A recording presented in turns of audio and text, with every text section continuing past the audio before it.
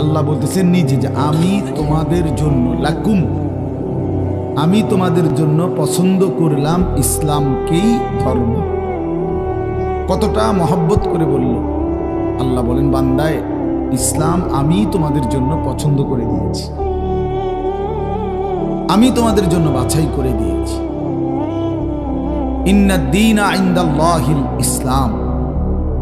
আল্লাহ তাআলা বলেন নিশ্চয়ই আল্লাহর কাছে দিন কেবল একটাই, সেটা ইসলাম। ধর্ম কেবল একটাই, পৃথিবীতে ধর্ম একটাই, সেটা ইসলাম ধর্ম। অন্য যেগুলো এটা কোনোটাই কি গ্রহণযোগ্য কিছু না।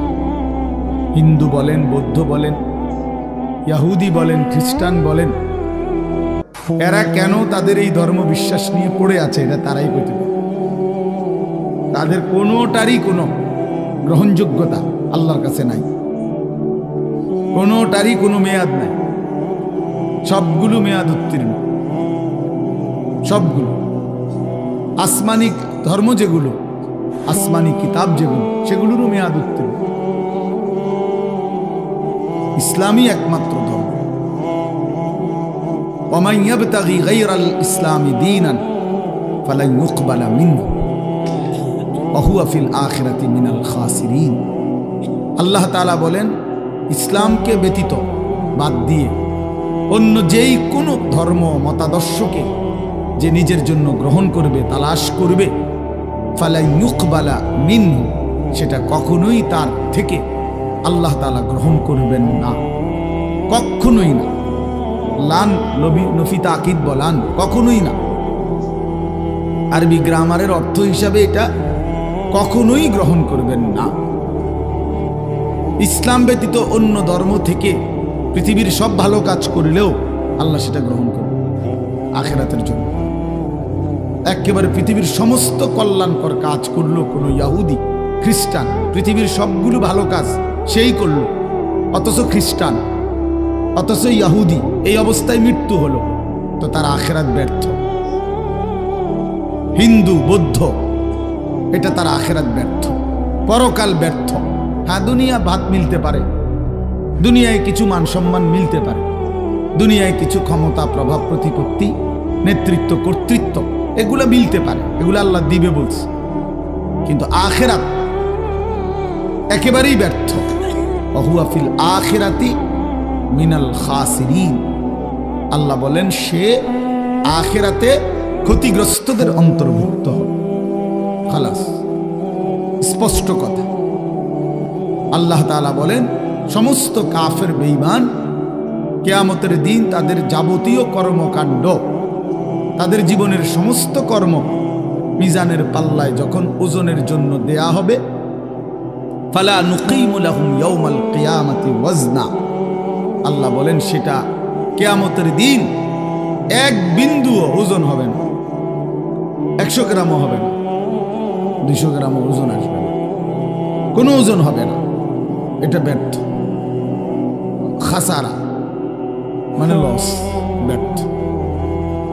এজন্য বললাম ভাই, এটা ইনসাফের সাথে ভাবা উচিত। ইসলামই একমাত্র ধর্ম, ইসলামই আল্লাহর পছন্দ। অনাগত কিয়ামত পর্যন্ত পৃথিবীতে ইসলামই একমাত্র আল্লাহর মনোনীত। অতএব এতটা নিশ্চিত ধর্ম আল্লাহ তাআলা আমাদেরকে দিলেন এবং এটাই একমাত্র গ্রহণযোগ্য বললেন। সেই ধর্ম, সেই ধর্মের বিধান, আল্লাহর কোরআন, রাসূলুল্লাহ সাল্লাল্লাহু আলাইহি সাল্লামের সুন্নাহ, হাদিস প্রতিনিয়ত প্রত্যাখ্যান করা, আমাদের জীবন থেকে সরিয়ে দেওয়া। তা আমি মুসলমানই রইলাম কেমনে? আমার পরিচয় মুসলিম হলো কিভাবে বলেন? কোন যুক্তিতে? 365 দিন এক বছরে যে কোনো দিন ফজরের নামাজ পড়ে নাই, তার মুসলমান পরিচয় বাকি থাকলো কিভাবে? 30 বছর ধরে যে সুদ খায় লাগাতার সবসময় এক নিয়ম, তার মুসলমান পরিচয় বাকি থাকলো কিভাবে বলেন? প্রিয় ভাই, যারা প্রতিদিন 5 ওয়াক্ত নামাজ পড়ে না, নওজোয়ান তোমরা পড়ো না, তোমাদের মুসলিম পরিচয় টিকলো কিভাবে? ইনসাফের সাথে বলো ভাইয়া। কোনোদিন যার কপালে সেজদা জোটে না, সারাদিন রাত নারী ছবি, মদ, জুয়া, জিনা, ব্যভিচার, অশ্লীল দৃশ্য, অসভ্যতা, নোংরামি, এই যাদের জীবন, তে এই জীবনে মুসলিম পরিচয় টিকলো কিভাবে? এই মুসলমান হলো কিভাবে? মুসলমান তো দূরে থাক, এ তো মানুষ না। বুট বাদামও খাইও না ভাই, এটাও অভদ্রতা।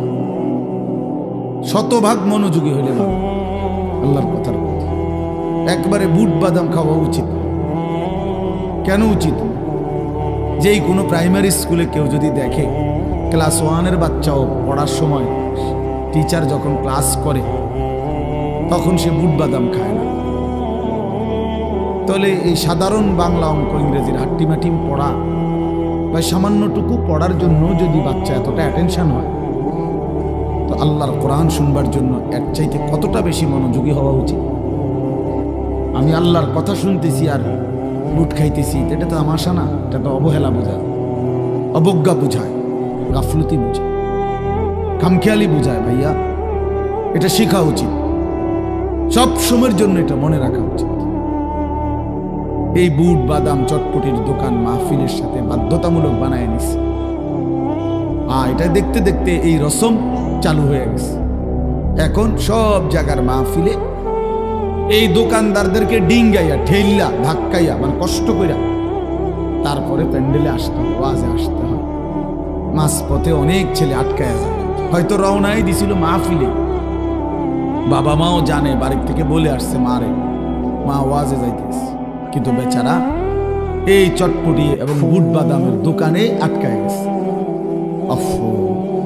সামান্য 10 টাকার বুট, 30 টাকার এক প্লেট চটপটি তারে আল্লাহর কথা থেকে বঞ্চিত করে দিয়েছে, তারে আখিরাতের সন্ধান থেকে বঞ্চিত করে দিয়েছে। কি পরিমাণ ব্যর্থ মানুষ, কি পরিমাণ কাপুরুষ, অপদার্থ। 20 টাকার কাছে হেরে গেছে, 50 টাকার কাছে হেরে গেছে, আল্লাহকে প্রত্যাখ্যান করে দিয়েছে, নামাজকে পরিত্যাগ করে দিয়েছে। বুট বাদামওয়ালার কপালেও কোনোদিন সেজদা জোটে না, কাস্টমারের কপালেও সেজদা জোটে না, চটপটিওয়ালার কপালেও নামাজের সেজদা জোটে না। আহা, বেচারার জিন্দিগিটাই চটপটি। হ্যাঁ, পৃথিবীতে আসছেই চটপটি বেচতে, পৃথিবীতে কবরে যেদিন যাবে সেদিন চটপটি নিয়েই কবরে যাবে। ওইখানে ফেরেশতাদেরকে যদি ওনারা যদি কিনে হইতেও পারে। আফসুস, মানে সব প্রশ্নের উত্তরে বলবে চটপটি। মান রব্বুক, চটপটি। ওমা দীনুকা, চটপটি। ওমান হাদাল্লাযী বুইসা ফীকুম, বুট পেঁয়াজ। হ্যাঁ, বুট বাদাম। তো নাহলে সে কি বলবে? তো জানেই না, তার তো জিন্দিগি এটা, তার তো জীবনটাই অটো, তার জীবনটাই তো সিএনজি, তার জীবনটাই তো চা দোকান, তার জীবনটাই তো দুনিয়ার একটা সংসার। এই বউ বাচ্চা, স্ত্রী সন্তানের ঘর বাড়ি, দালান, বিল্ডিং, খাট পালং, ফার্নিচার, আসবাবপত্র, বাজার, সদাই, এগুলোর ব্যবস্থা করা রাত দিনের এটাই জীবন, এটাই ফিকির। মা হিয়া ইল্লা হায়াতুনা দুনিয়া নামুতু ওয়া নাহইয়া। আল্লাহ তাআলা বলেন, কাফের বেঈমানদের বক্তব্য হলো জীবন মানে শুধুই দুনিয়া, খাবো, পড়বো, বাঁচবো, মরবো, এরই নাম জীবন, খালাস, আর কিছু নাই। আর আল্লাহ বলেন, ওয়া ইন্নাদ দারাল আখিরাতা লাহিয়াল হায়াওয়ান। কাফেরদের কথা হলো দুনিয়াই কেবল, বেঈমানের কথা যে দুনিয়াই কেবল জীবন। আর আল্লাহ বলেন, আমি আল্লাহ বলছি আখিরাতই হলো মূলত জীবন। ওয়া ইন্নাদ দারাল আখিরাতা লাহিয়াল হায়াওয়ান, নিশ্চয়ই আখিরাত হচ্ছে জীবন। লাউ কানু ইয়ালামুন, আল্লাহ বলেন আমার বান্দারা যদি বুঝতো কত না ভালো হতো। হায় বান্দা যদি বুঝতো যে আখিরাতই জীবন, কত না ভালো হতো। অথচ সে শুধু দুনিয়া বুঝলো। ইয়ালামুনা যাহিরাম মিনাল হায়াতিদ দুনিয়া ওয়া হুম আনিল আখিরাতি হুম গাফিলুন। আল্লাহ বলেন, লোকেরা কেবল দুনিয়ার বাহ্যিক দিকটাই বুঝলো, মাটির উপরটাই বুঝলো, আর আখিরাতের ব্যাপারে একদম একদম গাফিল হয়ে রইল। দুনিয়ার সব জিজ্ঞেস করলে বলতে পারে, কিন্তু 4টা সূরা জিজ্ঞেস করলে বলতে পারে। দুনিয়া সব জিজ্ঞেস করলে বলতে পারে, আত্তাহিয়াতু দোয়ায়ে কুনুত শুদ্ধ করে পড়তে পারে, বলতে চায়। একটা লাইন আল্লাহর কোরআন দেখে দেখেও শুদ্ধ পড়তে পারে। আফসোস, ইন্নাল্লাযী লাইসা ফি জাওফিহি শাইউম মিনাল কোরআন কাল বাইতিল খারিব। যে একটা পৃষ্ঠা কোরআন শরীফ দেখে দেখেও শুদ্ধ পড়তে পারে না, এই নাফরমানের কলজাটা কি, জিন্দিগিটা কি? নবীজি বলছেন, যার কলিজার মধ্যে কোরআনুল কারীমের কিছু অংশও নাই, আল্লাহর কসম নবী বলেন কাল বাইতিল খারিব, ওই অন্তর, ওই মানুষের অন্তর হলো বিরান ঘরের মতো, বিরান বাড়ি, সারা বাড়ি, আলগা বাড়ি। যে বাড়ি মানুষ এখন ফেলে দিছে, এখন আর সেখানে থাকে না, এমনি আলগা ঘর, কোনাকানি ভাঙ্গা টেঙ্গা গেছে, এখন নতুন ঘরে উঠে চলে আসছে, এটা আলগা ঘর পড়ে গেছে, পড়ে রইছে। এরকম বিরান ঘরে, যে ঘরে মানুষ থাকে না, এখন আর কুকুর থাকে, বিড়াল থাকে, সাপ থাকে, বিচ্ছু থাকে, কেঁচো থাকে, টিকটিকি থাকে, পিঁপড়া থাকে, ইত্যাদি ইত্যাদি। এরকম কুকুর, বিড়াল, সাপ, বিচ্ছুর ঘর এখন মানুষ থাকে না। আল্লাহর কসম, চাচাদেরকেও বলি, বাবাদেরকেও বলি, বয়স্কদেরকেও বলি, যারা আল্লাহর কোরআন পড়তে পারেন না, চাচা মিয়া, জ্যাডা মিয়া, আমনেগরেও বলি, ছেলেরা তোমাদেরকেও বলি, আল্লাহর রাসূল বলেন ওই মানুষটার দিলে মানুষ বসবাস করে না, জানোয়ার বসবাস করে, কুকুর, বিড়াল, সাপ, বিচ্ছু বসবাস করে ওই দিলের মধ্যে। ওই দিলে মানুষ বসবাস করে। কাল বাইতিল খারিব, এটা খারবান, খারবান। সৌদি আরব যারা কেউ যদি কেউ থাইকা থাকেন, মধ্যপ্রাচ্যে আরব দেশে ছিলেন, তারা তো এটা বুঝবেন যে খারবান, আল্লাহ খারবান মানে এটা নষ্ট, বাদ, খারবান বাতিল। আর কি এটা? এই খারবান, এই লোক খারবান। নবীজি বলছেন এই লোক ফালতু, এই লোক একেবারে আকামলা। এই ভাত খাইছে, আর বন খাইছে, আর বিড়ি খাইছে, আর গপ মারছে। এই জিন্দি এক জীবন ভাত তরকারি খাইছে, শেষ বয়সে আর বন আর বিড়ি খায়, আর সাদ আর গপ। কাম নাই, ওরা কিছু জানে না, আমরা কি পড়বে? ও তো আখেরাতেই চিনে না। হে চিনেই চা দোকান, উনি চিনেই বন বিড়ি, উনি চিনেই গল্প সল্প। আস্তাগফিরুল্লাহ। আল্লাহ আমাদেরকে মাফ করে দেন, আল্লাহ আমাদেরকে বুঝ দান করে। এই জন্য দোস্ত, আমি প্রথম যে কথাটা বলে শুরু করলাম, অর্থ হইল এই কথাটা বলতে চাচ্ছিলাম যে ইসলাম তাইলে কার জন্য, কোরআন কার জন্য? ফাবিআইয়ি হাদিসিন বা'দাহু ইউমিনুন। আল্লাহ তাআলা বলে, বান্দা ফাবিআইয়ি হাদিসিন বা'দাহু ইউমিনুন। এই কোরআনকে দেখাইয়া আল্লাহ বলছে, বান্দা বলো তো এরপরে ফাবিআইয়ি হাদিস, আর কোন কথা এই কোরআনের পরে আমি আল্লাহ বললে তুমি আমার কথা মেনে নিতা? এর চাইতে দামি আর কি বললে?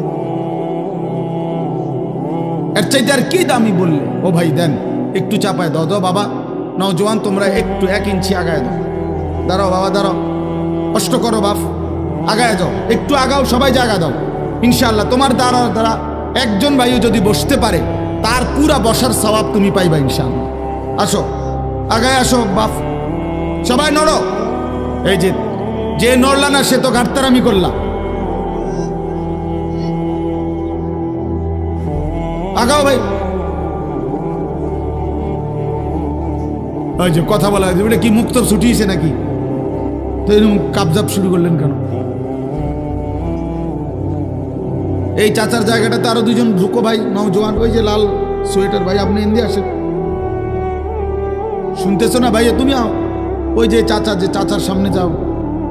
চাচা থাক, আপনি চাচার জায়গায় বসেন, ওরা বসুক। মাশাআল্লাহ। তো এজন্য বললাম কোরআনুল কারীম তাহলে আমাদের জন্য বড় মায়া করে, বড় মহব্বত করে আল্লাহ বলছে, বান্দা তোমাদের জন্যই আমি কোরআন নাজিল করেছি, তোমাদের জন্যই নাজিল করেছি। তো এই কথাটাই বললাম ছেলেরা বাবারা সবাই ভাইবেন।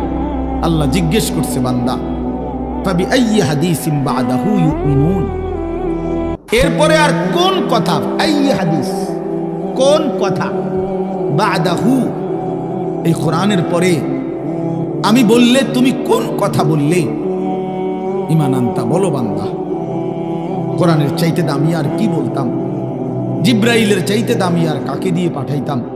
মুহাম্মদে আরবি আমার বন্ধুর চাইতে প্রিয় আর কার কাছে দিতাম? কোরআন আমি নাজিল করলাম, জিব্রাইলের মতো শ্রেষ্ঠতম সাইয়্যিদুল মালাইকা, আমার কোটি কোটি ফেরেশতার মধ্যে সর্বশ্রেষ্ঠ ফেরেশতা যে নাযালা বিহির রূহুল আমিন, যিনি রূহে আমিন বিশ্বস্ত আত্মা, যে এক সেকেন্ডের জন্য আমার হুকুমের কোনো দিন ব্যতিক্রম করে না।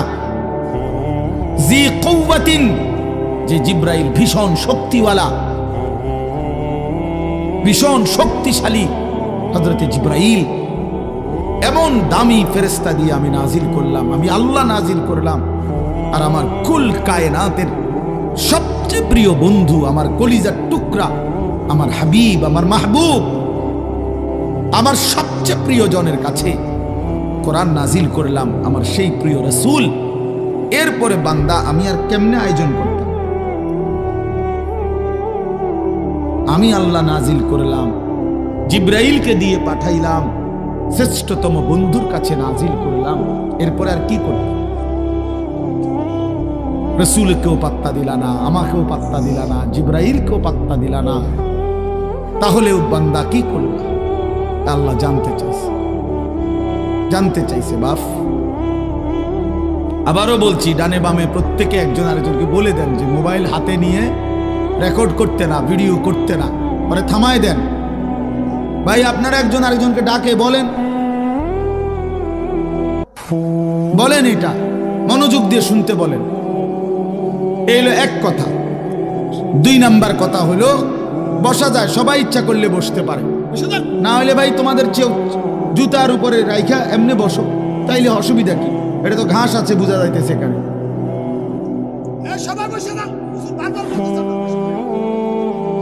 বলো ভাই বসো, বসো, বসো বাবা।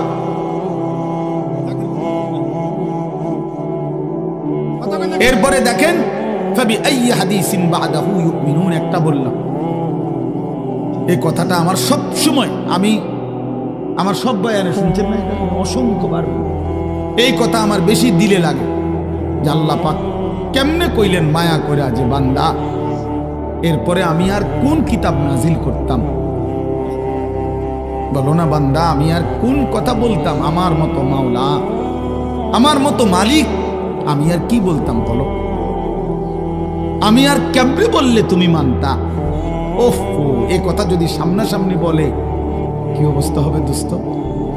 আল্লাহ যেদিন সামনে নিয়ে বলবে, হাদিসে স্পষ্ট আছে, আল্লাহ নবী সাল্লাল্লাহু আলাইহি সাল্লাম বলেন ইন্নাল্লাহা সায়ুকাল্লিমু, আল্লাহ তার প্রতিটি বান্দার সাথে আলাদা, আল্লাহর কসম নবী বলছে কথা বলবেন একজন একজন করে, লাইসা বাইনাহু ওয়া বাইনাহু তারজুমান, আল্লাহর মাঝে আর বান্দার মাঝে কথাটা বুঝাইয়া দেওয়ার জন্য কোনো দোভাষী ফেরেশতাও থাকবে না, কেউ না, শুধু মাওলা, শুধু তার বান্দা একা একা জিজ্ঞেস করে, একজন একজন করে। ওয়া কুল্লুহুম আতিহি ইয়াউমাল কিয়ামাতি ফারদা, কোরআন শরীফের আয়াত। আল্লাহ বলেন সকলেই আল্লাহর কাছে কিয়ামতের দিন আসতে হবে, ফারদান আই ওয়াহিদান, একজন একজন। ফারদান অর্থ কি? একজন একজন, ওয়াহিদ ওয়াহিদ, একজন একজন করে দাঁড়াতে। ফাওয়ারাব্বিকা লানাসআলান্নাহুম আজমাইন আম্মা কানু ইয়ামালুন, আল্লাহ বলে বান্দা কসম করে বললাম, আমি আল্লাহ আমার কসম খাইলাম, আমি আল্লাহর কসম খাইয়া বললাম, আমার জাতের কসম, আমার সিফাতের কসম, আমার অস্তিত্বের কসম, আমি কিন্তু তোমাদেরকে জিজ্ঞেস করব। লানাসআলান্নাহুম আজমাইন, আমি ছাড়বো না বান্দা। তুমি আমার রহমান নামে না শুনছো, আমি দয়ালু। তুমি শুনেছো আমি রহিম, আমি দয়ালু দয়াবান, কিন্তু তুমি কি জানো না এই দুইটাই শুধু যে আমার নাম তো না, আমার তো 99টা নাম। আমার বাকি নামগুলোর অর্থ কি সেটা জিজ্ঞাসা করলো না? হ্যাঁ, এই দুইটা নামে না বুঝলা আমি দয়ালু, কিন্তু আমি যে জব্বার, আমি যে কাহার, আমি যে আজিজ, আমি যে জুনতিকাম, আমি যে শদীদুল ইকাব, সরিউল হিসাব, এগুলোর অর্থ কি? আমি যে প্রচন্ড প্রতিশোধ গ্রহণকারী, আমি যে প্রবল প্রতাপান্বিত রাগান্বিত, আমি আল্লাহ যে অপরিসীম ক্ষমতার অধিকারী, আমি যে দ্রুত হিসাব গ্রহণকারী, আমি যে কঠোর শাস্তিদাতা, তুমি কি সেই কথাগুলো শোনো নাই? কি দোস্ত, প্রিয় ভাই, ভাবতে শিখো, ভাবতে শিখো দোস্ত, ভাবতে শিখো। আমি পুরা ইসলাম শিখাবার জন্য এক ওয়াজে আসি নাই, শুধু দিল জাগাইতে আসছি। দিল জাগা, আমি একেবারে হিসাব করার সময় কোনোভাবেই, মাওলানা ইলিয়াস ভাই জানে, এই জন্য কিছু করার না, আমি কোনোভাবেই, এটা আমার জন্য উচিত না যে উনি ওয়াজ করতেছেন আমি আইসা উঠে যাওয়া, কিন্তু আমার কোনো উপায় নেই। উনি নিজেও জানে আমার সারা দিনের সকাল ঘুম থেকেও, আজকের ফজর থেকে নিয়ে আমি এই পর্যন্ত কোথাও ঘুমাই, সারা দিন আমাদের ভাই নিজেও গেছেন হেফাজতে ইসলাম বাংলাদেশ কুমিল্লা জেলার, আমাদের বিশাল সম্মেলন ছিল, সারা দিন আসরের পরে বয়ান করছি, আবার এই ওইখান থেকে সাইরা আসতে আসতে সময় লাগছে। তো এই জন্য বললাম দোস্ত, ভাবনা জাগাইতে আসছি এই অল্প কদ্দূরে, যেখানে যে দূর পারা যায়, আর কিছুই করার, মন মতো লম্বা বয়ান করার সময় আমার হাতে নাই। এই জন্য দোস্ত, আমার বন্ধু, আমার ইসলাম আমি আবারও জানতে চাই, শুরু করছি। প্রিয় বন্ধু, আমরা এখানে মুসলমান বাবা, আমরা আবারও ভাবতে শিখি।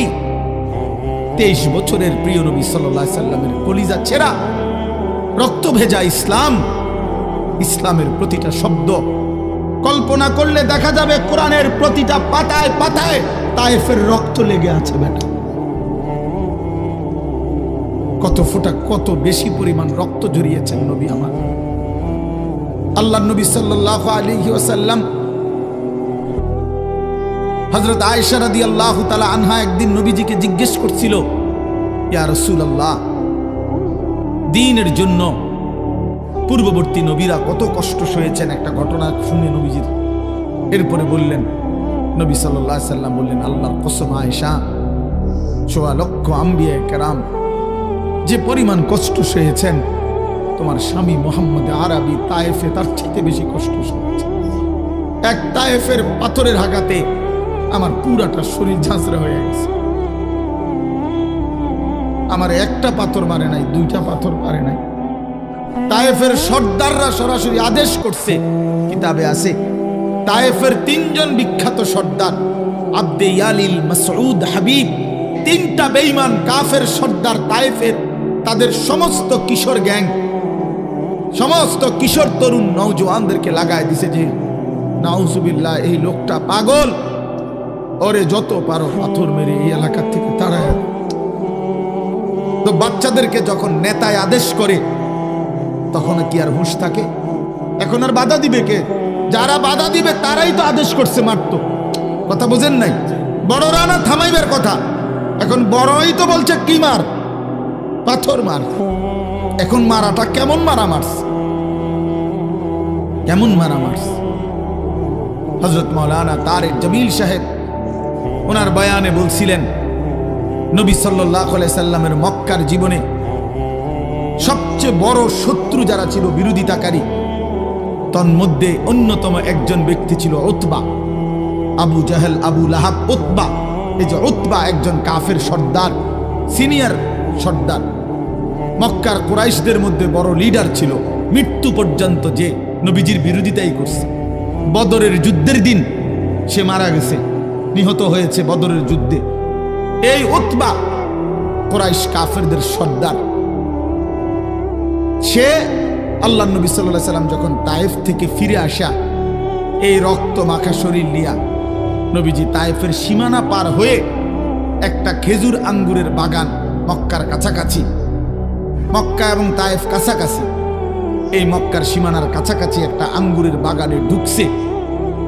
নবী সাল্লাল্লাহু আলাইহি সাল্লামের দেহ মুবারক থেকে তখন রক্ত ঝরছিল। হযরত যায়েদ ইবনে হারেসা নবীজির পালক পুত্র, তিনি সাথে ছিলেন। উনি বলেন, আমি নবী পাক সাল্লাল্লাহু আলাইহি সাল্লামের রক্তে পা আর জুতা এইভাবে জমাট বাইধা গেছে, আমি খুলতে পারতেছিলাম না। নবীজির পবিত্র দেহ থেকে রক্ত হযরত যায়েদ বলেন, আমি আমার নিজের গায়ে মাখতেছিলাম। এই সময় এই বাগানে বসা অবস্থায় নবীজির এই দুশমন উতবা, এই উতবা এই বাগানের মালিক ছিল। এই উতবা ঘটনাচক্রে সেই প্রথম নবীজিকে এই রক্তাক্ত অবস্থায় দেখছে। সে ওই দিন ওই সময় বাগানে ছিল, নিজ বাগানে। আল্লাহর কসম কিতাবে লিখছে এবং হযরতের জবানও আমি শুনছি, এই উতবা যে কোনোদিন কালেমা পড়ে নাই বাপ, তখনও কাফের, পরেও কাফের, কিন্তু ওই নবীজির ওই তায়েফের রক্ত মাখা শরীর দেখে আল্লাহর কসম উতবার মতো বেঈমান চিৎকার দিয়া উঠছে আর কাঁইদা উঠছে, চোখের পানি ছেড়ে দিছে আর বলছে, তায়েফবাসী আমার ভাতিজারে এত মারা কেমনে মারলা? 11 বছর আমরা তার বিরোধিতা করি। নবীজি 11তম বছর নবুয়তের তায়েফ গেছিলেন। তাই যে 40 বছর থেকে 51 বছর, এই 11টি বছর আমরা ভাতিজার বিরোধিতা করি ঠিক, কিন্তু তাকে তো এইভাবে কোনোদিন মারি নাই। এক এতিম ভাতিজারে এমনি মারলা, মানুষ বুঝি দুশ্মনকে এভাবে মারে? কাফেরের কলিজা পর্যন্ত বেটা চোখের পানি চলে আসছে। আর তুমি মুসলমানের বাচ্চা, ইমানদারের ঘরে জন্ম নিয়া না ফরমান, সেই নবীকে একটা বারও মনে পড়ে না, যিনি তার 23টা বছর টানা নামাজের জন্য বলে গেছেন। যেদিন পৃথিবী থেকে বিদায় নেয়, যেদিন আজরাইল রূহ কবজ করে, এই বেটা, সেই দিনও নবী আমার আম্মা জান আয়েশাকে বলছে, আয়েশা আমি আমার বন্ধুর কাছে চলে যাচ্ছি, আমার উম্মতরে আমার আখিরি ওসিয়ত বলে দিও, আমার উম্মত যেন নামাজ ঠিক রাখে, নামাজ ঠিক রাখে, নামাজ ঠিক রাখে। বইল, উম্মত রে, তোমাদের নবী শেষ ওসিয়ত করে গেছে, তোমরা উম্মত নামাজ ঠিক মতো পড়ো, তোমাদের নবী জান্নাত ঠিক রাখবে তোমাদের। হায় রে গাদ্দার, কোন মার ঘরে জন্ম নিলি? বেনামাজি সন্তান, কোন বাপের ঘরে জন্ম নিলি? কোন মুসলমানের ঘরে জন্ম নিলি? মুসলমান কেমনে পারলি বাপ এক ওয়াক্ত নামাজ পড়ে এই কুকুর বিড়ালের জিন্দেগি কাটাইতে, এই জানোয়ারের জীবন কাটাইতে কেমনে পারলি? হ্যাঁ, কেমনে পারলি?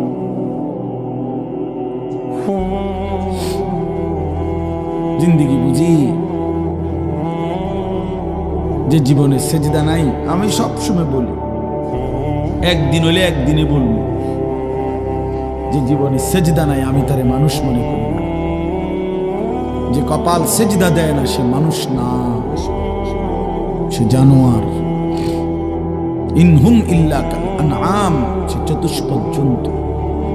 কোরআন শরীফে আছে বাপ, সূরা আরাফের মধ্যে, ফাআতবাআহু শাইতান, শয়তান যার পিছে লাগছে, আখলাদা ইলাল আরদ, জমিনকেই যে নিজের স্থায়ী ঠিকানা মনে করেছে, পৃথিবীকে, ওয়াত্তাবাআ হাওয়াহু, মনের ইচ্ছা মতো যে চলে।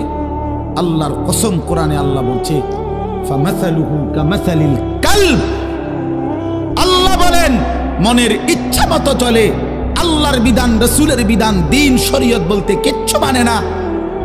এবং শয়তান যার অনুসারী, আল্লাহর পাক কোরআনে বলেন, ফামাসালুহু কামাসালিল কালব। বলেন মাওলানা ইলিয়াস ভাই, আপনি বলেন এই আয়াতের অর্থ কি, এই শব্দের অর্থ কি? আল্লাহ বলছেন ওই ব্যক্তির উদাহরণ কুত্তার মতো, কুত্তার মতো, কুত্তার মতো, কুত্তার মতো। তুই কুত্তার মতো, তুই বেনামাজি, মনে রাখিস, তোর ঠিকানা লিখে নে, আমার থেকে সিল নিয়ে আনিস, তোর পরিচয় আইডেন্টিফাই করে দিলাম। কোরআন বলছে কি অর্থ কর, কামাসালিল কালব অর্থ কি? খালাস, কোরআন শরীফের আয়াত। কি মনে করছো বাপ? হ্যাঁ, নামাজ পড়ো না কেন? মানুষের বাচ্চা তুমি, কি ব্যাপার?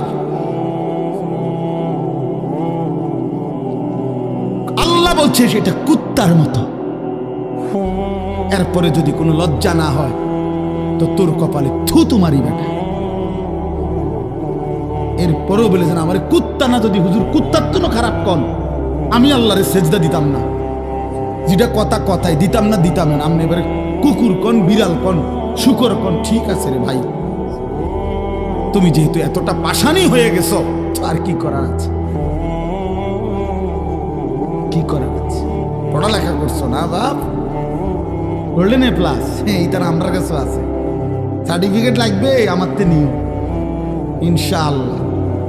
আলহামদুলিল্লাহ সার্টিফিকেট অনেক ওজনদার সার্টিফিকেট আছে আমার কাছে। আমার সার্টিফিকেট আলগাইতে খবর আছে।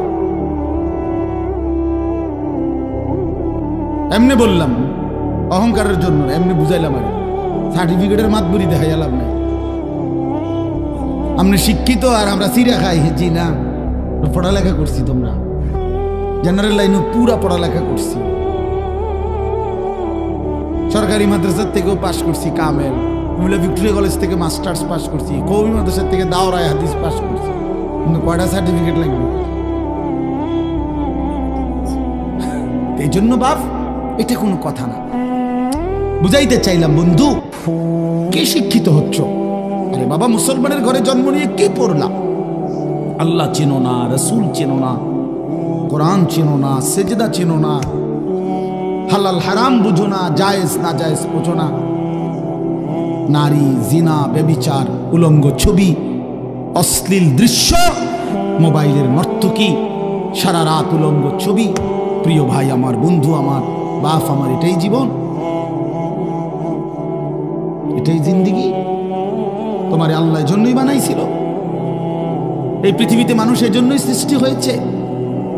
2টা বছর মা পবিত্র দুধ খাওয়াইছে এই জন্য বাপ তুমি নারী দেখবা, ছবি দেখবা, উলঙ্গ দৃশ্য দেখবা, এক ওয়াক্ত সেজদা দিবা না। আল্লাহর কসম করে বলো নওজোয়ান, তোমার মা তোমার এই জন্য দুধ খাওয়াইছিল? 9 মাস মা এই জন্য বুকে ধারণ করছে। এই তুমি সারাদিন টোটো করে ঘুরবা, সমবয়সী বন্ধুদের সাথে আড্ডা দিবা, মদের নেশা, জুয়ার আড্ডা, নারীর আড্ডা, জিনা ব্যভিচারের আড্ডা, এর মধ্যে পড়ে থাকবা বাপ। এটা তো হতে পারে না বাপ। ইনসাফের সাথে যদি কেউ ভাবেন, ছেলেরা বাপ আমার ভাবো ভাই, বাবারাও ভাবেন, আপনার চোখের সামনে সন্তান নামাজ পড়ে না, সারাদিন মোবাইলে পড়ে থাকে, নারী, ছবি, অস্থির দৃশ্য, জিনা ব্যভিচার, মদ জুয়ায় আসক্ত থাকে। ওহ বাবা, আপনার জীবনের অর্জন কি? সন্তানের অর্জন কি? আমনে কি শিখাইলেন? হেতে কি শিখলেন? আমনে কি সন্তান গড়লেন? আমনের পরিচয় কি বলেন? যদি বলেন হুজুর শুনে না, তো কোনো সন্তান যদি আল্লাহর কথা না শুনে, এরপরে তার জন্য কি করণীয় এমন কোনো কর্মসূচি ইসলামে নাই? তো সেটা জিজ্ঞান, সেটা জিগাইলেন না কেন? আপনি দিয়ে অনক যাক, বাদ দে, যাক, যা হয়েছে হয়েছে, বিদেশ যাই, কথা বলেন না কেন? তো আপনি দিয়ে কইলেন না, আপনি দিয়েও কইলেন সে বাদ দিয়ে হয়েছে, পড়লে পড়ছে, না পড়লে নাই। হ্যাঁ, নামাজ রোজাও নাই, কিচ্ছু নেই, যা বিদেশ টেয়ার দরকার, টাকার দরকার। এতে মানুষ হোক বা না হোক, নামাজ পড়ুক বা না পড়ুক, আল্লাহ খুদা চিনুক বা না চিনুক, আমার টাকা দরকার। তার চাষা জমি বেচবো, টাকা রেডি না রাখলে ফট করে অন্য মানুষের কাছে বেচে লাগবে। বিল্ডিং দরকার, ছাদ ডালাই দিব 2 তলা, ঘরে ফার্নিচার দরকার, টাকা দরকার। এক বাবার স্বপ্ন কি এটাই? তাহলে সন্তানকে আল্লাহ তাআলা আমাদের জন্য দিছেন টাকা উপার্জনের মেশিন, কথা বলেন না কেন? তাহলে বলেন বাবা, ইনসাফের সাথে বলেন। এই জন্য আমার দোস্ত, আমার বন্ধু, আমরা প্রত্যেকেই ভাবা উচিত। আজকে কিশোর নওজোয়ান, তোমরা, তোমাদের বাবারা এখানে বসা আছে, তোমরা আলহামদুলিল্লাহ অনেক ছেলে আসছো, তোমাদের কাছে অনুরোধ বাবা, তুমি তোমাকে নিয়ে ভাইবো, এই বন্ধুর কথা মনে করো, এই ভাইয়ের কথা মনে করো যে আমি এক ভাই, তোমাকে বলছি ভাই, তুমি আমার ভাই, তুমি আমার সন্তান, তুমি নওজোয়ান, আমাদের আদরের। এত ছোট্ট বয়সে এত নারী দেখে ফেললা, 16 বছরে এত নর্তকী দেখে লেলা, মাত্র 16 বছর 18 বছর বয়সে এত উলঙ্গ ছবি দেখে ফেললাম, মাত্র 16 বছরে এত জিনা ব্যভিচারের দৃশ্য দেখে ফেললাম। আস্তাগফিরুল্লাহ। মাত্র 18 বছর না হতেই এত নারী, এত মেয়ে, এত অশ্লীলতা। আল্লাহর কোরআনে আল্লাহ তাআলা বলছেন ব্যভিচারীকে, আল্লাহর কসম কোরআন শরীফে আছে সূরা ফুরকানে, ইউদাআফ লাহুল আযাবু ইয়াউমাল কিয়ামাহ ওয়া ইয়াখলুদ ফীহি মুহানা। আল্লাহ সরাসরি বলছে ব্যভিচারী, জিনাকারকে, ব্যভিচারীকে আল্লাহ তাআলা বলছে তার আখিরাতে আমি আল্লাহ প্রত্যেকটা এই অপরাধের জন্য ডবল ডবল, রিডবল, দ্বিগুণ দ্বিগুণ শাস্তি দিতে থাকবো এবং তাকে বেইজ্জতি করে, লাঞ্ছিত করে, লাঠি দিয়ে তার জাহান্নামে ছুঁড়ে মারবো। বেটা লাঠি দিয়ে ছুঁড়ে মারবো, বেইজ্জতি করে জিনাকার ব্যভিচারীকে। এই জন্য মনে রাখতে হবে ছেলেরা, বাবারা, বিবাহ বহির্ভূত যেই কোনো সম্পর্ক জিনা, বিবাহ বাদে হালাল স্ত্রী ছাড়া অন্য যে কোনো রকমের মেয়ের সাথে যে কোনো সম্পর্ক, অর্থাৎ তুমি একটা মেয়ের সাথে কথা বলো, এটাও জিনা। তুমি একটা মেয়েকে ভালোবাসো, এটাও জিনা। একটা মেয়ের কথা শুনো, এটাও জিনা। একটা মেয়ের সাথে হাঁটো, এটাও জিনা। কোনো ভিন মেয়েকে ছুঁয়ে দিলা, এটাও জিনা। তার দিকে তাকায় থাকলা, এটাও জিনা। তাকে নিয়ে কল্পনা করলা অন্তরে, এটাও জিনা। আবার লজ্জাস্থানের জিনা করলে এটাও জিনা। চোখেরটাও জিনা, হাতেরটাও জিনা, কানেরটাও জিনা, দিলেরটাও জিনা, পায়েরটাও জিনা, লজ্জাস্থানেরটাও। একেবারে স্পষ্ট কোরআন শরীফে বিবাহ বহির্ভূত সম্পর্ককে প্রেম বলে না, ভালোবাসা বলে না, ব্যভিচার বলে, জিনাকার বলে। এজন্য কেউ যদি মনে করো 3 বছর কোনো মেয়ের সাথে সম্পর্ক, 5 বছর কোনো মেয়ের সাথে সম্পর্ক, তো এ মনে রাখতে হবে সম্পর্ক না, বরং 3 বছরের জিনাকারী, 5 বছরের ব্যভিচারী। ছেলেটাও অসভ্য, মেয়েটাও অসভ্য, ছেলেটাও খবিস, মেয়েটাও খবিস। এটা আল্লাহ কোরআনে বলছে এবং আল্লাহ ওয়াদা দিছে যে তোমরা যারা চরিত্রহীন, তোমরা খবিস, তোমাদের স্ত্রী মিলবে খবিস।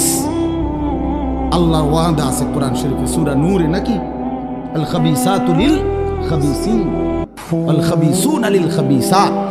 খবিস আল্লাহ বলছে পুরুষ তুই চরিত্রহীন, তোর বেটি মিলবে চরিত্রহীন। মেয়ে নারী তুই অসভ্য, চরিত্রহীন, রাস্তায় রাস্তায় রূপ যৌবন ফেরি করছো, তো তোমার মনে রাখো স্বামী হিসাবে যেটা মিলবে এটাও চরিত্রহীন। চরিত্রহীন। হ্যাঁ হ্যাঁ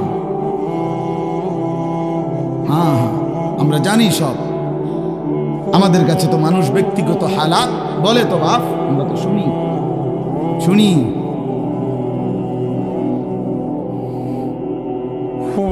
শুনি বাবা, নওজোয়ান ছেলেদের হালাতও শুনি। বিবাহ পরবর্তী পরকীয়ার আসক্তি, জিনা ব্যভিচারের আসক্তি, এটাও আমরা জানি। ব্যভিচারী, এজন্য আল্লাহ কোরআনে বলছে ইন্নাহু কানা ফাহিশাতান ওয়া সাআ সাবিলা। আল্লাহ বলছে ওয়ালা তাকরাবুজ জিনা, আমার বান্দা জিনা ব্যভিচারের কাছেও যেও না, নিশ্চয়ই এটা অশ্লীলতা, বড় বেশি মন্দ রাস্তা, অত্যন্ত খারাপ মন্দ পথ জিনা। এই নারী পুরুষের অবাধ সম্পর্ক, বিবাহ বহির্ভূত সম্পর্ক, বাস্তবে হোক মোবাইলে হোক, যেভাবে হোক, নওজোয়ান আখলাক জীবন। মানুষের সবচেয়ে বড় সম্পদ তার আখলাক, তার চরিত্র। A+, গোল্ডেন A+, এটাকে ইনসান বলে না, মানুষ বলে না, উত্তম চরিত্রকে মানুষ বলে। আখলাককে বলে মানুষ, আখলাককে বলে মানুষ, আখলাককে মানে মানুষ। কোরআনুল কারীমের মধ্যে আল্লাহ তাআলা বলছেন, নবী সাল্লাল্লাহু আলাইহি ওয়াসাল্লাম বলছেন লা ইয়াজনি জানি হিনা ইয়াজনি ওয়া হুয়া মুমিন। আল্লাহর কসম, এটা হাদিস। নবীজি বলছে কোন ব্যভিচারী, জিনাকার, কোন নারী পুরুষের অবৈধ অশ্লীল কাজ যে করে, আল্লাহর নবী বলছে খোদার কসম সে মুমিন থাকে না, বেঈমান হয়ে যায়। বেঈমান, এটা বেঈমান, এটা বেঈমান, এটা জানোয়ার। লা ইয়াশরাবুল খামরা হিনা ইয়াশরাবু ওয়া হুয়া মুমিন। নবীজি বলছে মদখোর, নেশাখোর, গাঁজাখোর, ফুট্টাখোর, বাবাখোর, ডাইলখোর, হারামখোর, ইয়াবাখোর, এই নাফরমান যখন নেশা করে, রাসূল বলে সে তখন মুমিন থাকে না। কি এটাই তো অর্থ নাকি? লা ইয়াশরাবুল খামরা হিনা ইয়াশরাবু ওয়া হুয়া মুমিন। নবীজি বলছে লা তাশরাবিল খামরা, উম্মত নেশা করো না, মদ খেও না। কেন? ফা ইন্নাহা উম্মুল খাবাইস, কেননা নেশা, মদ, মাদক এটা সমস্ত খবিসের মূল। আরো শুনবেন ছেলেরা, বাবা আরো শুনো, হাদিস শোনো, রাসূলের হাদিস শোনো।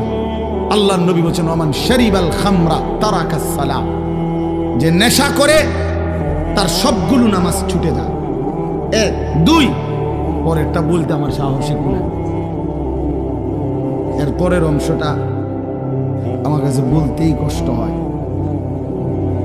উফ, নবীজি সাল্লাল্লাহু আলাইহি সাল্লাম বলেন ওয়া ওয়াকা আলা আম্মাতিহি ওয়া খালাতিহি, যে নেশা করে, এই নেশাখোর অল্প সময়ের ব্যবধানে আপন খালা, মামা, ফুফি, মামি, ফুফি, চাচি, খালাতো বোন, মামাতো বোন, ফুফাতো বোন, চাচাতো বোন, এমন ঘনিষ্ঠ আপন আত্মীয়ার সাথে জিনা এবং ব্যভিচার করতে উদ্যত। এই ব্যভিচারীর হাতে, এই মদখোরের হাতে আপনজন নিরাপদ থাকে না, এই জানোয়ারের হাতে আপনজন নিরাপদ থাকে না। রাসূল বলছেন, অতএব মিথ্যা হইতে পারে না। এ বলছেন, এটা নবী সাল্লাল্লাহু আলাইহি সাল্লাম বলছেন। ভাবতেছেন বিষয়টা কেমন কঠিন, কেমন জটিল, কেমন জটিল। এই পৃথিবীতে 3টা ভাই বোন, 4টা ভাই বোন বড় বেশি স্পর্শকাতর, চরিত্রহীনতার অবাধ সুযোগ মিলে যায় যদি অভিভাবকের কঠোর নজরদারি না থাকে। এই 4টা ভাই বোন, খালাতো বোন, মামাতো বোন, চাচাতো বোন, ফুফাতো বোন, এই 4 খালা বোন, ভাই বোন, খালাতো ভাই বোন, চাচাতো ভাই বোন, ফুফাতো ভাই বোন, মামাতো, এই 4টা ভাই বোন দেখতে তো অনেক ভালো, আপনজন, কিন্তু এই আপনজনের ছেলে মেয়েকে যদি অবাধ সুযোগ দেওয়া হয়, আল্লাহর কসম এর পরবর্তী গন্তব্যই জিনা ব্যভিচার। জিনা ব্যভিচার। এজন্য ওই মা হাসরের ময়দানে কাঠগড়ায় দাঁড়াইতে হবে যে তার মেয়েকে এমন ছেলের সাথে সম্পর্ক করতে দিছে। ওই বাবাকে কাঠগড়ায় দাঁড়াইতে হবে যে তার ছেলেকে এমন অসৎ সম্পর্কের দিকে ঠেলে দিছে। এজন্য দোস্ত, নওজোয়ান, মদের নেশা থেকে ফিরো ভাই, নারীর নেশা থেকে ফিরো। আল্লাহর নবী বলছেন ফাত্তাকুদ দুনিয়া ওয়াত্তাকুন নিসা। নবীজি বলছেন উম্মত, দুনিয়ার ধোঁকা থেকে বেঁচে থাকো, নারীর ধোঁকা থেকে বেঁচে থাকো। বেপর্দা নারীর হাসি না, আগুন। বেপর্দা নারীর শরীর, রূপ, যৌবন, এটা যৌবন না, শরীর না, এটা আগুন, এটা আগুন, এটা আগুনের গোলা, এটা আগুনের টুকরা, এটা জাহান্নামের আগুন, এটা জাহান্নামের আগুন। এই জন্য আমি অনুরোধ করছি, আমার ছেলেরা, আমার সন্তানেরা, আমার বাবারা, আমার ভাইরা, আমার বন্ধুরা, তোমরা ফিরে আসো। বাপ, একটা উদ্দেশ্য নিয়ে এই আয়াতটা পড়ছি, এবার আমি এটা বললেই আমার কথা শেষ। উদ্দেশ্যটা হলো, আল্লাহ নবী সাল্লাল্লাহু আলাইহি ওয়াসাল্লাম বলছেন, যুবকদেরকে লক্ষ্য করে আপনারা বাবারাও উপদেশ দিবেন আপনাদের ছেলেদেরকে।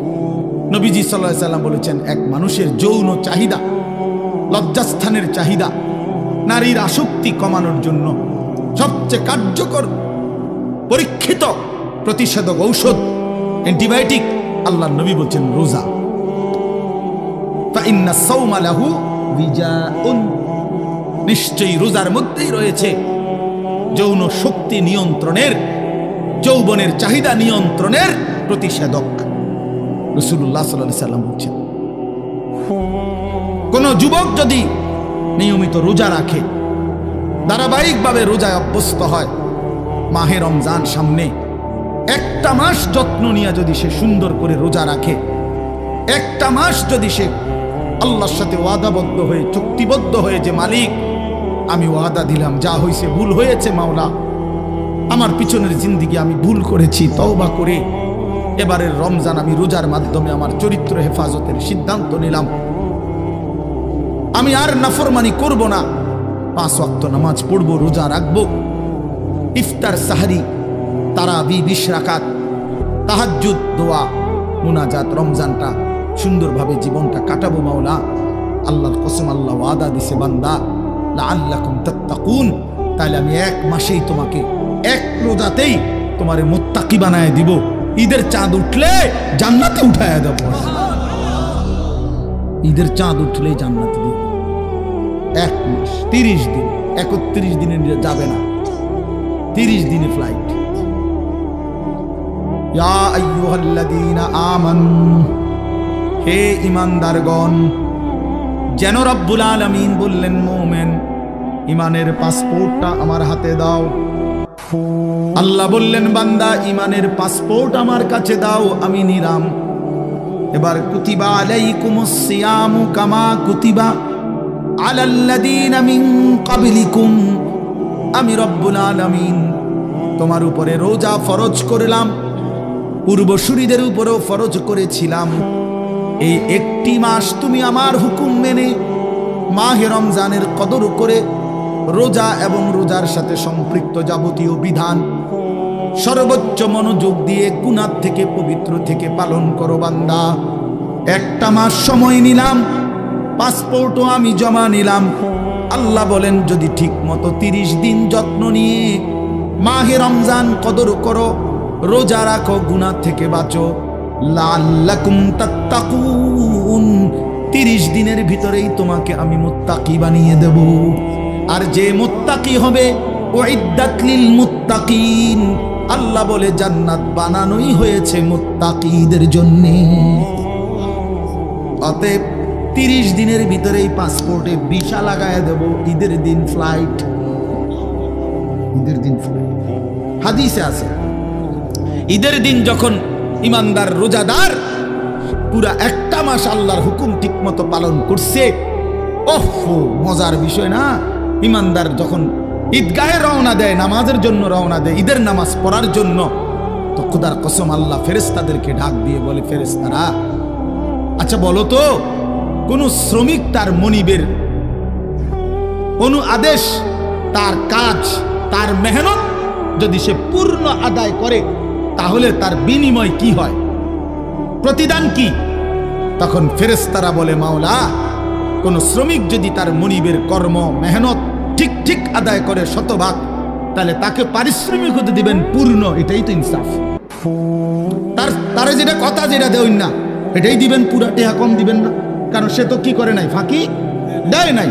আল্লাহ তখন বলে, আল্লাহর কসম ফেরেশতারা তোমাদেরকে সাক্ষী রেখে ওয়া ইজ্জতি ওয়া জালালি ওয়া ইরতিফায়ে মাকানি ওয়া উলুওয়ে মাকানি, আমার ইজ্জতের কসম, আমার মর্যাদার কসম, আমার উচ্চ মহান সম্মানের কসম, আমি আল্লাহ তোমাদেরকে সাক্ষী রেখে বললাম, আমি আমার এই ইমানদার রোজাদার যারা রোজার হক আদায় করছে, আমি তাদেরকে আজ ঈদের ময়দানে মাফ করে দিলাম। মাফ, পারিশ্রমিক দিলাম, যা। তখন হাদিস আছে ফেরেশতারা বলে, ইয়া আইয়ুহান নাস, হে লোক সকল শুনো খুশখবরি, আমরা এইমাত্র নিজ কানে শুনছি, ইন্নাল্লাহা কাদ গাফারা লাকুম, তোমগরে আল্লাহ মাফ করে দিছে। ফারজিউ রাশিদিনা ইলা রিহালিকুম, অতএব তোমরা খুশি খুশি চিত্তে তোমাদের নিজ নিজ ঘরে ফিরে যাও। যাও, একটু পরে বিমান আসবে, উঠবা, জান্নাতের ফ্লাইটে উঠবা। ফ্লাইট হয়ে গেছে, ভিসা লাগিয়ে গেছে, বলেন আলহামদুলিল্লাহ। এই জন্য দোস্ত বাবা সবাই মিলে মাহে রমজান সামনে, একদম সামনে, একদম সামনে, একদম সামনে। আর সর্বোচ্চ 30-31 দিন হবে না, এই সর্বোচ্চ 30 থেকে 31 দিনের ব্যবধানে মাহে রমজান, মাহে রমজান। অতএব আমার শায়েখ আল্লামা মুফতি মুশতাকুর নবী কাসেমি হুজুর বলে, সামনে আছে 30 দিন মাহে রমজানের শুভ দিন। হুজুর এটা সবসময় প্রতিদিন বলে, মা সামনে আছে 31 দিন রহমত মাগফিরাতের শুভ দিন, নাজাতের শুভ দিন, শবে কদরের শুভ দিন, জান্নাত লাভের শুভ দিন, গুনাহ মাফের শুভ দিন। ছোটবেলায় এই একটা উদাহরণ শুধু শুনেন, আপনারা একটু বয়স্করা যারা দেখছেন, ছোটবেলায় আমরাও দেখছি। ছোটবেলায় আগে আমরাও ছোট্ট থাকতে যেহেতু যখন বুঝেছিলাম 10-12 বছর বয়সে আমরা দেখছি, তখন তো দেশি মুরগি, বাড়ির ফালুন্না মুরগি দিয়েই মেহমানরা আপ্যায়ন করত। তো সকালবেলা 7টা-8টা বাজে মুরগি ছেড়ে দিছে বাড়িতে, আমার নানার বাড়িতে আমি বহুত দেখছি। এখন মনে করেন 10টা-11টার দিকে নাতিন জামাই আইছে, হ্যাঁ মেয়ের জামাই আইছে বেড়াইতে, মেহমান আইছে, এখন মুরগি ধরবো কেমনে? মুরগি তো ছেড়ে দিছে 8টা বাজে। তো তখন নিয়ম ছিল, আমার নানার বাড়িতে দেখতাম পুরা বাড়ির 4 ঘর আমার মামারা, তো বাইর হইবার রাস্তা একটা, মানে একটা বাড়ির থেকে একটাই দরজা, টিনের দরজা ছিল, এইটার গোড়ার মধ্যে জাল লাগাইতো, জাল এরকম জাল টানাইতো, আর এই বেড়িতে মিল্লা পুরা বাড়ির থেকে মুরগি না সব দিক থেকে এখান দিয়ে এনে বাইর করার চেষ্টা করতো। মুরগি যখন এদিক দিয়ে দৌড় দিত, জালে আটকায় যেত, তখন ধরতো, ওইটা জবাই করতো। আমি অনেক দেখছি, আমরাও ধরছি। তো এর রমজানে এমন, রমজানে আল্লাহ নবী বলছেন আল্লাহ জাহান্নামের সব দরজা বন্ধ করে দেয়, সমস্ত শয়তান শেকলে বন্দি করে দেয়, শুধু জান্নাতের দরজা খোলা থাকে। আল্লাহ বলে যেন বান্দা জাহান্নামের দরজা বন্ধ, শয়তান শিকলে বন্দি, তোমারে কেউ নষ্ট করতে পারবে না, জাহান্নামেও ফেলতে পারবে না। যেন দিয়ে রাস্তা পাও তুমি হাঁটা শুরু করো, যেখান দিয়েই ঢুকো শুধুই জান্নাত, শুধুই জান্নাত, শুধুই জান্নাত। কারণ দরজা খোলা তো শুধু জান্নাতের। তুমি যেন দিয়ে যাও, কুড়ি দিয়ে আইও, আর চমুনি দিয়ে আইও, আশুগঞ্জ দিয়ে আইও, আর ভৈরব দিয়ে আইও, কুমিল্লা দিয়ে আইও, আর চীন দিয়ে আইও, জাপান দিয়ে আইও, আর লন্ডন দিয়ে আইও, শুধু কি দরজা খোলা? শুধু কিসের? জান্নাত। অতএব শুধু জান্নাত, শুধু জান্নাত। এই জন্য দোস্ত বন্ধু মেহেরবানি করে এবারের রমজান, আসন্ন এই রমজানে তোমরা যুবক যদি আমার কথা একটু বুঝে থাকো, প্রিয় ভাই, নিজেরে জানোয়ার বানায়ও না, নিজেরে কুকুর বিড়াল বানায়ও না, ইনসান বানাও, মানুষ হও, মুসলমান হও। মায়ের দুধের হক দিতে হবে, মায়ের পেটের হক দিতে হবে, মায়ের 9 মাসের কষ্টের প্রতিদান দিতে হবে। বাপ এতটা অস্থির হইও না বাপ, মদের আড্ডা, জুয়ার আড্ডা, নারীর আড্ডায় জিন্দগি শেষ করে দিও না আমার বাপ। চলো রমজানকে সামনে রেখে ওয়াদা করো যে ইনশাআল্লাহ 5 ওয়াক্ত নামাজ পড়বো, ইনশাআল্লাহ নারী ছবি মদ জুয়ার আসক্তি থেকে বাঁচবো, ইনশাআল্লাহ। বলো নওজোয়ান, বলো। আমার একটা অনুরোধ, যাদের বয়স 30-এর নিচে, 30-এর উপরে যাদের বয়স, তারা উঠেন না, বসেন, যেমনে আছেন এমনি বসান। বাকি 30 বছরের নিচে যাদের বয়স, তোমরা দাঁড়ায় বলো, বলো ইনশাআল্লাহ। ওই নওজোয়ান সবার আগে দাঁড়াইছে, বলো ইনশাআল্লাহ, বলো ইনশাআল্লাহ। ওঠো নওজোয়ান, দাঁড়াও নওজোয়ান, হিম্মত করো নওজোয়ান, ইনশাআল্লাহ তোমাদের হাতে কালেমার পতাকা উড়বে, ইনশাআল্লাহ আগামীর ইসলামের পতাকা উড়বে, ইনশাআল্লাহ সারা পৃথিবীতে ইসলামের আলো ছড়াবে, ইনশাআল্লাহ।